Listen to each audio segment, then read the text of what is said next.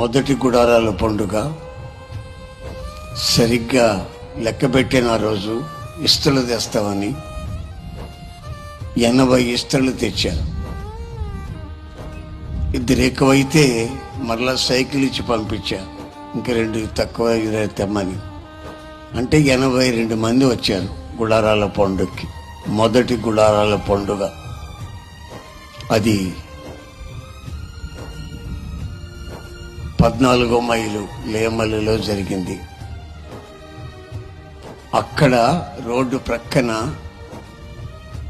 పోరంబోకు స్థలంలో చిన్న గుడిసె వేసి ఆరాధన చేస్తున్న ఆ పరిచర్య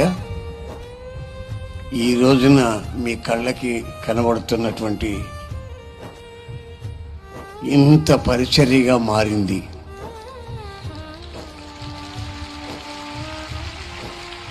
ఇది ఒక మనిషి ద్వారా కలిగింది కాదు,